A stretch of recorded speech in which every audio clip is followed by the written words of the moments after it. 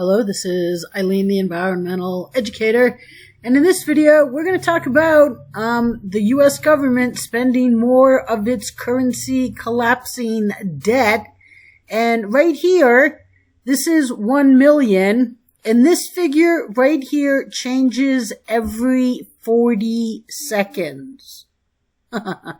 Okay, that's not a whole lot, especially when you consider a billion right here is 999 plus 1 of 40 seconds. So we are racking up debt in this country astronomically. Its currency collapsing. The government, is with interest rates increasing, it's getting harder just to pay the interest on the debt. Never mind the principal. But right now, right here, the Biden regime is going to spend $1.2 billion to vacuum carbon dioxide from the sky. So yeah, they of course always have your best interest at heart. And right here, can it slow global warming? They're betting $1.2 billion on it. And CNN, Communist News Network, and they call it investing. Okay, to suck carbon out of the air. So right here, now, the people that say they're the most censored people in the world, well, I can assure you, they are proud to censor the most important environmental news in the world, which is why we have this problem. Because, Alex Jones is always proud that when he says things, some things can change and we're awakening people, but will he give you any good environmental information? No, just like every other independent truth media out there. Okay, but right here, they announced a $1.2 billion initiative last Friday, and this was an August 13th, 2023 article. Today is August 23rd. So, they're going to do federal grants to projects that help remove carbon from the atmosphere, making it the first major investment in direct air capture technology by federal authorities. Now, the thing is the federal authorities shouldn't be doing anything other than ensuring that your rights are upheld.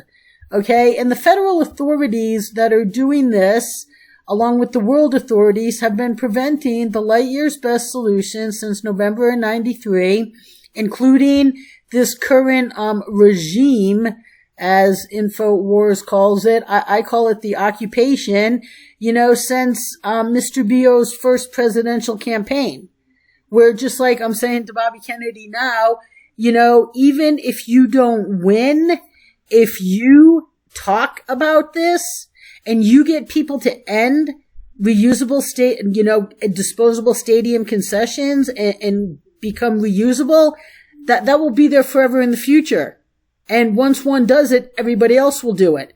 And then we'll start ending our disposable society. And that can be done right now before you even take office, simply by announcing who won't do it.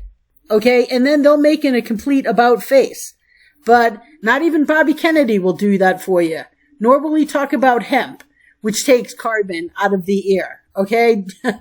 But hey, let's not talk about real solutions. But, they call this a once in a generation investment. It's not an investment. Okay? It is currency collapsing debt. And never forget that. So this isn't, it's going to remove more than 2 million metric tons of carbon dioxide, roughly about the amount of cars, 445,000 cars a year. Oh, okay. Well, I don't know. Let's take a look at this, a Forbes article here, right here. This is August 17th, 2023. And how many cars are on the road in America? And this was 2021 figures. 166 million in America alone. Okay? And they're going to take out the equivalent of 500,000. Okay, if this works. Okay? This is a government-funded project, and we know where a lot of government-funded projects end up. Oh, that's right, in bankruptcy after having achieved nothing. I mean, that's a proven time and time again. So, we'll see how this turns out, but it's not doing much. It is doing very little in comparison to if we would actually get real solutions implemented, or if we had implemented them since November of 93. And then how easy would that have been? Because we wouldn't be talking about this subject anymore. But here we are, everybody's talking about it. So they say that this is going to help jumpstart 2 mammoth projects in Texas and Louisiana that will be a global testing ground for new technology. Okay, so yeah, we are just going to install hulky, costly machinery that aims, not is proven to, aims, okay, to pull greenhouse gas emissions out of the atmosphere and bury them underground. So it's, we're going into this spending a huge amount of money. But, the energy secretary, Jennifer Granholm, said these hubs are going to help us prove out the potential of this game-changing technology. Oh, well, I guess,